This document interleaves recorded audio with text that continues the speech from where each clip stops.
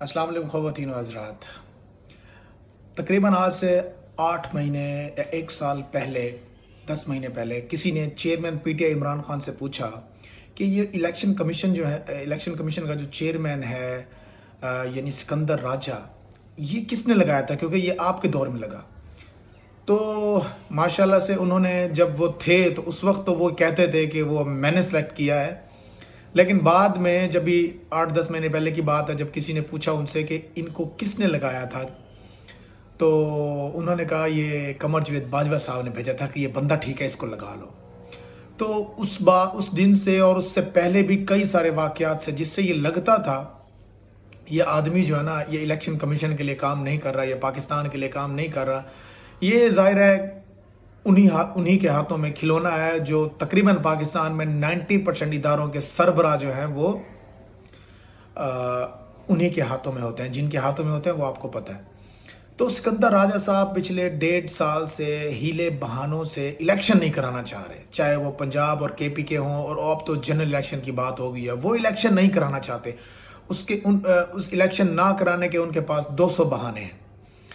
बहरहाल मैंने जैसे आपको बताया था कि कल सदर आरिफ अलवी की तरफ से ख़त आया था कि भाई आप हमसे मिलें, हमने इलेक्शन की डेट अनाउंस करनी है। और इससे के साथ ही मैंने आपको ये भी कहा था कि इलेक्शन कमीशन नहीं जाएगा, वो ख़त लिख देगा, और अगर जाएगा भी तो उन्हें कहेगा आप तो किस हैसियत से आप इलेक्शन की तारीख दे रहे हैं या हमसे मुशावरत चाह रहे हैं, आपकी तो वैल्यू ही ख़त्म होगी, आपकी पावर ही ख़त्म होगी। और वही हुआ, उन्होंने ख़त लिख के भेज दिया, जनाब आपकी पावर ख़त्म हो चुकी है। हमने और बड़ों ने मिल बैठकर पिछली पपिट हुकूमत से ये कानून पास करवा लिया था कि सदर अब उसकी इलेक्शन की डेट दे ही नहीं सकता। लिहाजा कल उन्होंने साफ इनकार कर दिया। और मज़े की बात सुनिए, लाहौर हाई कोर्ट में जो किसी ने रिट दायर की हुई थी, तो लाहौर हाई कोर्ट ने कहा है कि 90 दिन के अंदर इलेक्शन कराना ज़रूरी है। और माशाल्लाह से आरिफ अलवी साहब ने फिर गुस्से में एक डेट दे दिया 12 नवंबर की।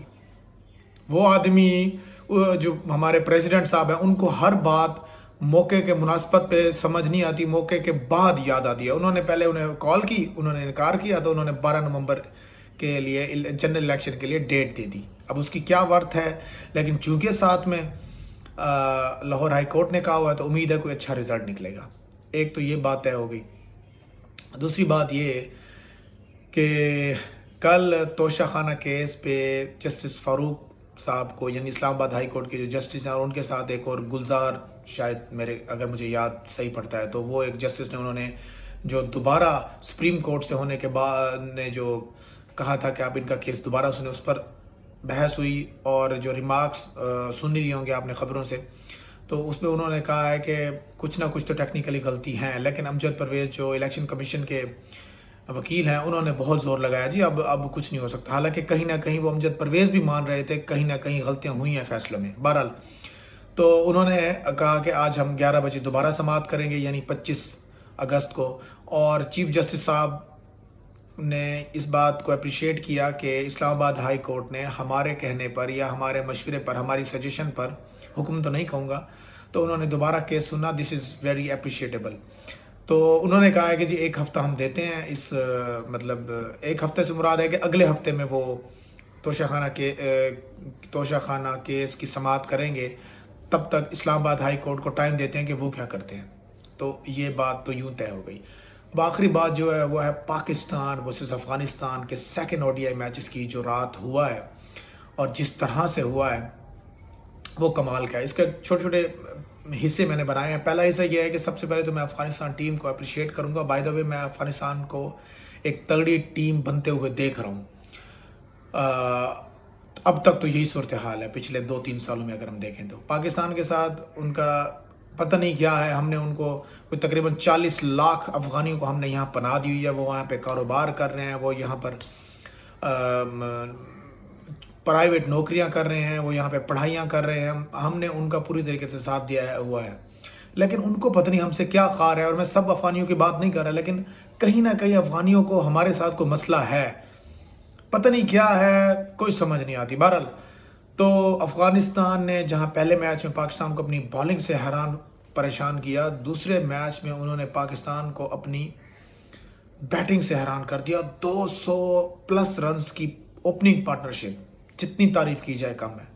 گرباز ایسے پلیئر ہیں جو دنیا کی ہر لیگ ان کو سلیکٹ کر رہی ہے, وہ کھیلتے ہیں تو ان کا کرکٹ بہت امپروو ہو گیا. اس طرح سے راشد خان ہو, مجیب الرحمان ہو, فاروقی ہوں, نبی ہوں, یہ وہ لوگ ہیں جو لیگز کھیل کھیل کے اپنی کرکٹ کو بہت اوپر لے گئے ہیں. بہرحال کل انہوں نے 50 اوور میں 301 سکور کا ٹارگٹ دیا. یہاں پاکستانی بالنگ کو یوں میں کریڈٹ دینا چاہوں گا کہ انہوں نے اتنی بڑھیا پارٹنرشپ کو بھی آخر میں آ کے روک دیا. آخر میں پاکستان نے وکٹس بھی لیں اور سکور بھی روکا, نہیں تو سکور 350 تک جا رہا تھا. بہرحال تو اتنا تو لگ گیا تھا کہ میچ انٹرسٹنگ ہونے والا ہے. بہرحال پھر پاکستانی بیٹنگ سٹارٹ ہوئی, پہلی وکٹ 50 کے قریب گری, اور اس کے بعد پھر جو پارٹنرشپ لگی اس کے بعد میچ تھوڑا ٹھنڈا ہو گیا تھا. لگ رہا تھا کہ پاکستان آسانی سے جیت لے گا جب بابر اعظم اور فخر زمان امام الحق کھیل رہے تھے. اس کے بعد پھر بابر اعظم جیسے ہی آؤٹ ہوئے, اس کے بعد امام الحق اور رضوان جو رن آؤٹ ہوئے, اس میں امام الحق کی غلطی تھی, اس نے رن آؤٹ کروایا رضوان کو, اور رضوان کا بڑا دل ہے, وہ ایک انتہائی زبردست آدمی ہے. اس نے اپنے آپ کو خود رن آؤٹ کرایا کیونکہ وہ کریٹ سے رکا تھا ایک سیکنڈ کے لیے. اگر وہ رک جاتا تو امام الحق سب گئی تھے, لیکن ان کا اچھا فیصلہ تھا, انہوں نے ان کی قربانی راگائے نہیں گئی, انہوں نے امام الحق کو بچا لیا. اس کے بعد پتہ نہیں کل کس پریشر میں افتخار احمد صاحب آئے ہوئے تھے, حالانکہ میں ان کو بہت اچھا بیٹسمین ریٹ کرتا ہوں. اس پریشر میں وہ اننگز بلڈ کرنا جانتا ہے وہ آدمی, لیکن اس نے بھی مایوس کیا. اس کے ساتھ آغا علی خان کو اگلے میچ میں بٹھانا چاہیے, اس کی جگہ سعود شکیل کو کھلائیں, کیونکہ اس کو پچھلے میچ میں چانسز ملے تھے, اس نے فضول کیا. اس میچ میں پھر اس کو چانسز ملے تھے, اس نے پھر ایک فضول شاٹ پہ آؤٹ ہوا.